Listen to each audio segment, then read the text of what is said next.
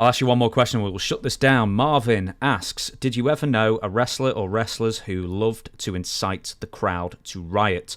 Comes back in the locker room and said, damn, that was a lot of fun. And he's the one wrestler who never even gets hurt in a riot. Also, the host has a great radio voice. I've also got a great face for radio as well, I believe. So, yes, riots. Who loved to cause a riot? I don't think anybody loved to cause a riot, because then you got to get out of the riot. And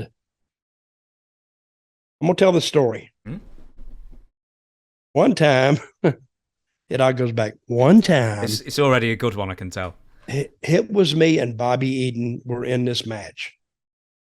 And it was a Sunday afternoon, too. Now, who runs a Sunday afternoon wrestling show?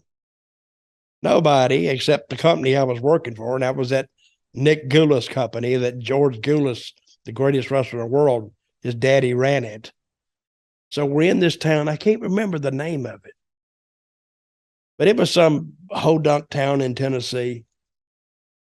And we dressed. We had to go in and down some stairs to the dressing room. So going down the stairs, it's like a high school gym.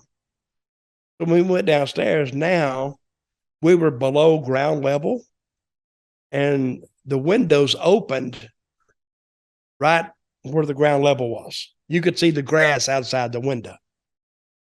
So I look up, and there's a bunch of kids playing out there. Okay. So I'm watching those kids. All of a sudden, here comes a rock right through the window. I said, them little bastards. Brother, I went out there, and Bobby went with me. He didn't want to, but he went anyway. And I saw these kids out there. And I said, did you throw that rock through the window? No, I didn't throw a rock in the window. Well, why are you standing here? I don't know. I'm just standing here. I said, and all of a sudden now I didn't touch the kid or nothing. All of a sudden, it was a housing project. You know what a housing project is? Mm-hmm. It's government housing. Densely populated. What? Densely populated. It is. All of a sudden, here comes some people out of those houses and apartments. What are you doing, man? What are you doing? What are you doing? And then I saw, now I'm outnumbered, and they're not saying nothing to the kid. They said something about me, because the kid was about 14. So here they come out, and I said, well, I got to go, got to back up.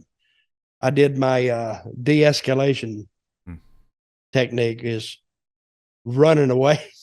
Moonwalking backwards. Yeah.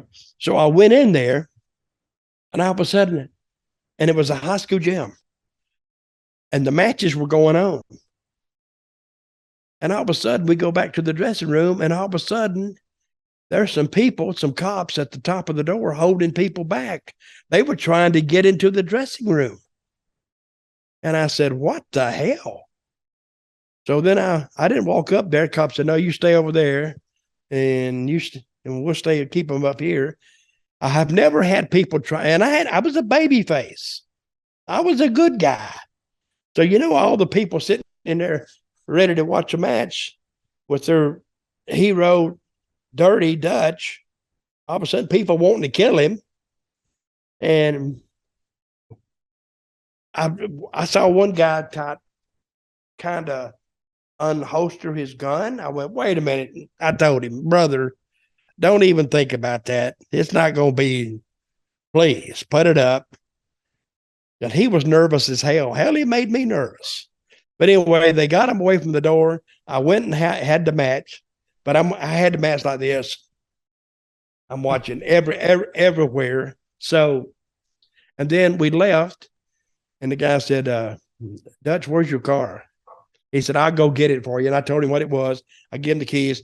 He drove it around to the front, so I didn't have to go. And hell, they wasn't about 300 people there at the matches anyway. And so he drove it up, and there's a police car in front of us. And he says, well, here's your car, but we got to take you to court tonight.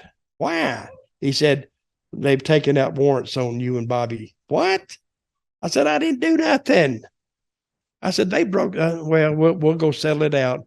So we went down to this police station, and we're sitting in there, and here's me and Bobby. The show started about 3:00 in the afternoon, or maybe 4. It's 8:00 at night, and we're sitting at a table in the police station, blah, blah, blah. And we're waiting on the DA to come in, small town. And he come in, old Southern guy, said, now what the hell seems to be the reason here we all gathered here tonight? And I told my story, and they told their story. Of course, they didn't tell anything about throwing the rock through the window. Of course, it may not have been them. I don't know.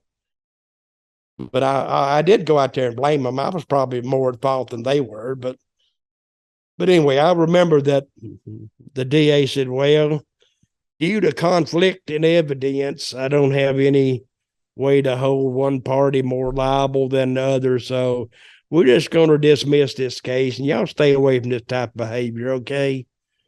And we got up and left. They pissed off. They're all mad. I'm just glad I got out of there. And I got back. I left at like 1:00 in the afternoon to get to this stupid show. And I got back about 9:00 at night. No, 10:00 at night. I was gone almost 12 hours, 10 hours anyway, for nothing. Were you actually arrested? Were you technically arrested? I wasn't technically arrested, but I was escorted to the police station in a police car. Me and Bobby Eaton. Now they released Bobby Eaton right away because he got out of it. So I wasn't there, and that's pretty much it. Bobby would say, "Oh no, I don't know what happened." Having Bobby as a witness is like having a witness against you, because they could take any of his answers and turn it around, and he'd get confused, and hell, he'd end up agreeing with the prosecution. Oh my God, poor Bobby.